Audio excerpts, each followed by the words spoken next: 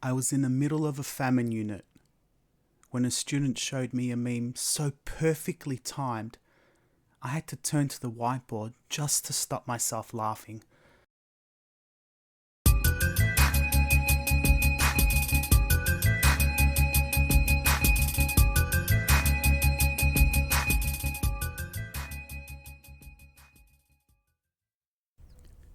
I came to the staff room already laughing.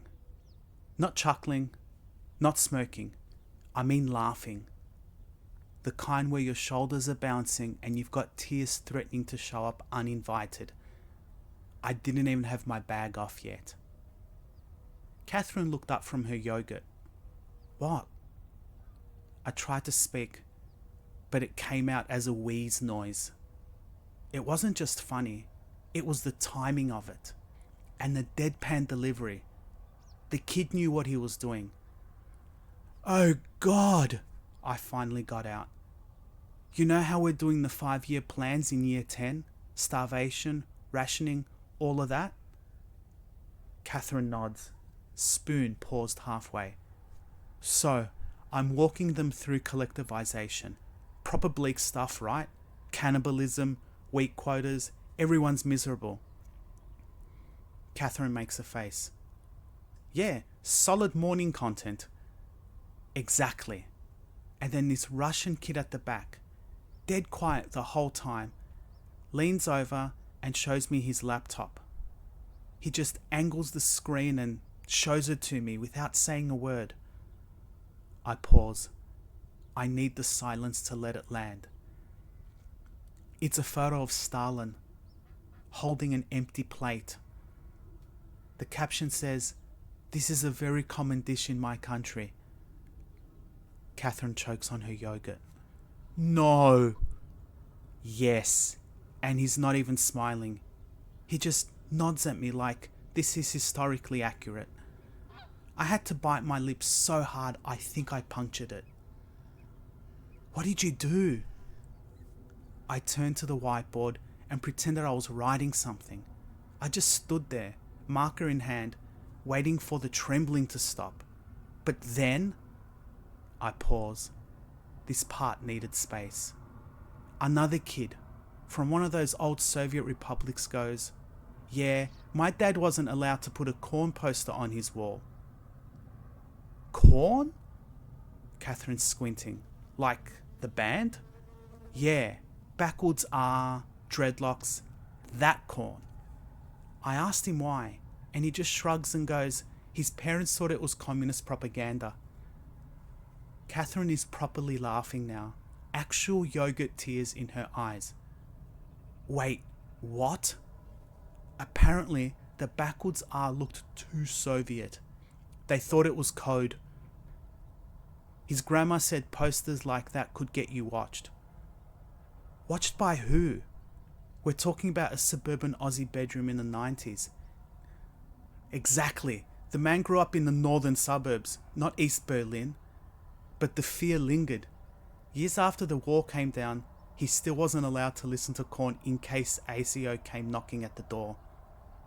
I paused, then asked the kid where his dad grew up. He says, in Melbourne. I raised my eyebrows. Kingsbury, actually. Then one of the other students leans back in his chair and goes, "Wait, sir, KGB." I blinked. What? KINGSBURY.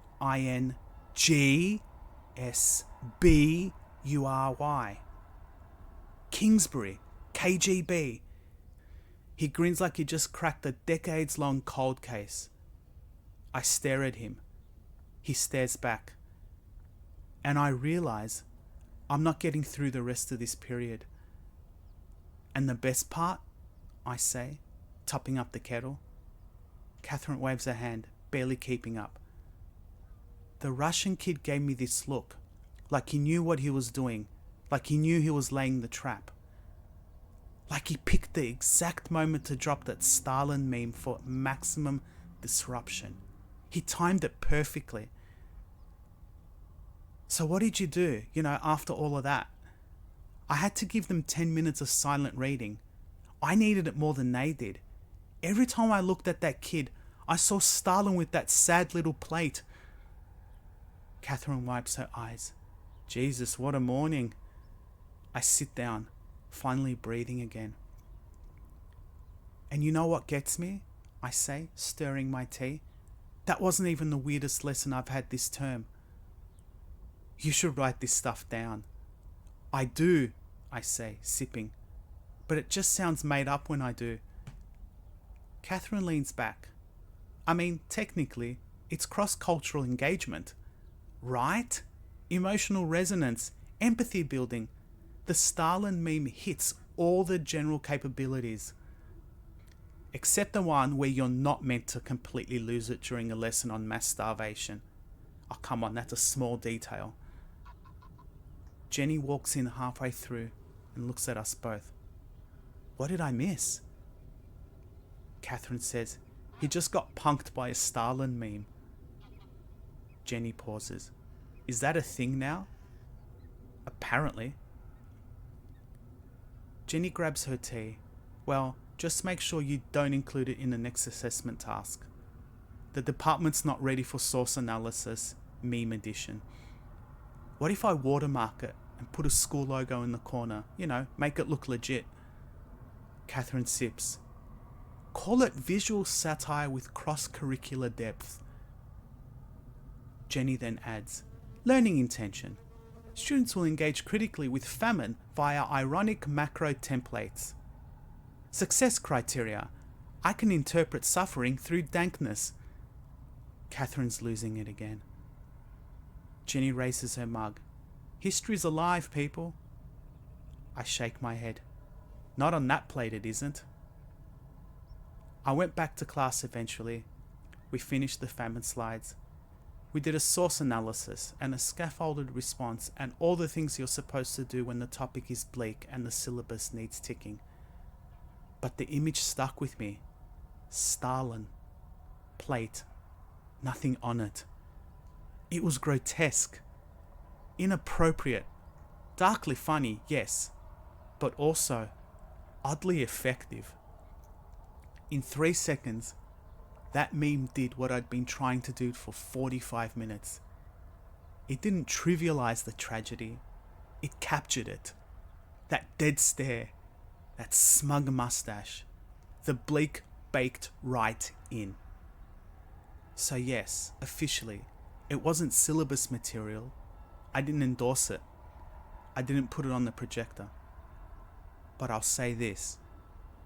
If the goal was for them to remember what famine looks like, they will remember the plate. Forever. Thanks for watching. If you enjoyed this, feel free to share it with someone who might like it too. If you're new here, consider subscribing for more content like this.